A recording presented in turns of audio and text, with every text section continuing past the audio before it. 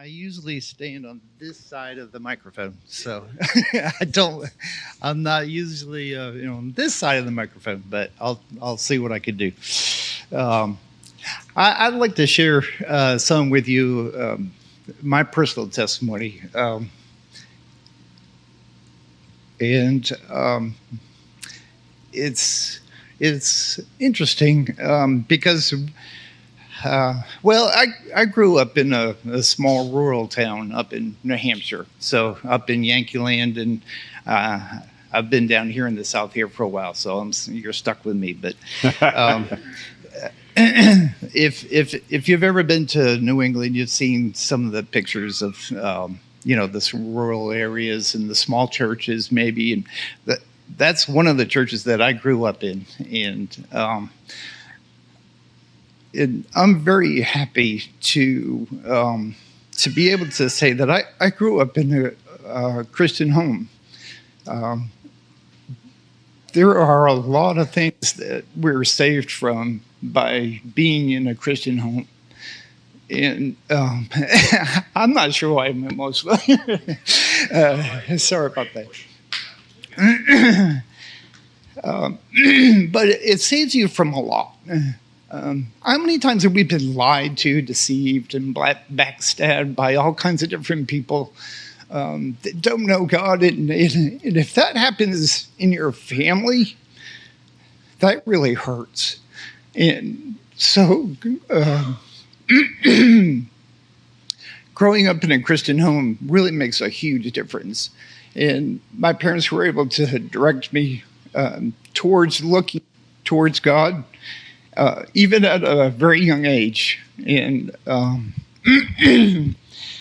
so I embraced those things that my parents taught, and looking towards God, looking to God's word. And I was often actually the peacemaker in my family. Big family, 11 children. And you can imagine some of us got together and some of us did not. Thank you. And because of being a peacemaker and kind of embracing the things that my parents had taught me, my dad actually...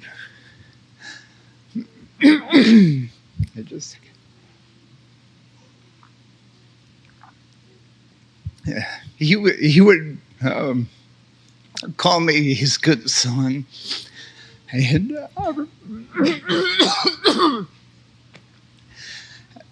so anyway, that meant a lot to me. But it wasn't until years later that I actually came to know the Lord. I grew up being the good son, being the good person, being the rule follower, being the peacemaker in my family. But that did not mean that I knew who God was.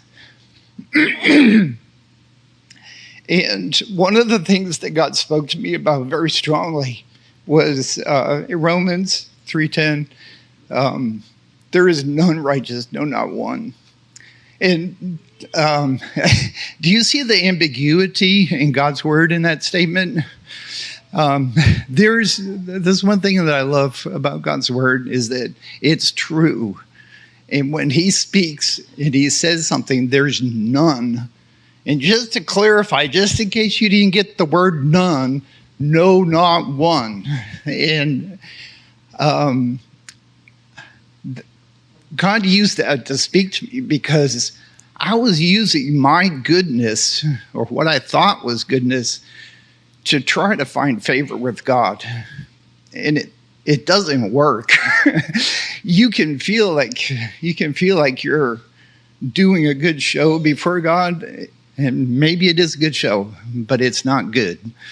And Jesus went ahead and further spoke about that. You can remember the rich young ruler. Someone came to him and he calls Jesus good teacher, good master. And Jesus immediately, he knew what that man's heart was like. And he came, and Jesus immediately responded to him. He says, there is no one good, only God. And those two verses were things that that God used to speak to my heart. And because goodness, what we think of as of goodness amongst us humans is nothing compared to the goodness and righteousness and the purity of God. And the amazing thing is, once you start looking at some of those truths, there is no one righteous, there is no one else that is good other than God.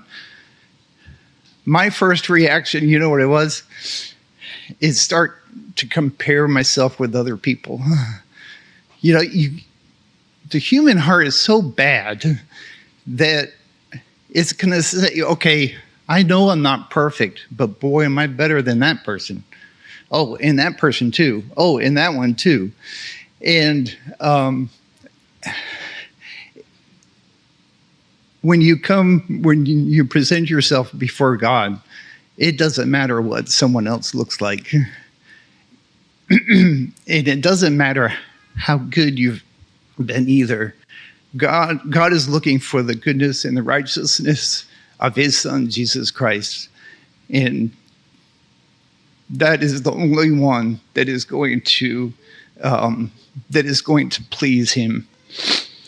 So even as a young adult, college age, was when I actually learned that I had to stop trusting in my own goodness and look to the goodness and righteousness of Jesus Christ and be able to look to him for salvation, for goodness. It's not of ourselves. It can only be of Jesus. So anyway, maybe that can encourage you.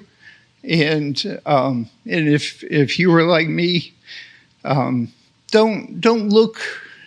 do good to try to gain acceptance to God, but gain acceptance to God through Jesus Christ. And because of that, do good. And so I like to leave that with you. Thank you. Thanks for watching today. It's our hope that as a result of today, that you'll grow in your desire to become the best neighbor ever where you live, work, and play. We also hope that you'll like and subscribe to the video if that's helpful, and maybe even share it with others. Now, for more information about our church or our online ministry, you can go to gracetoday.net/contact, and you can leave a comment and tell us how God's working as a result of the ministry that we've been doing, or how we can help you if there's a need. That's gracetoday.net/contact.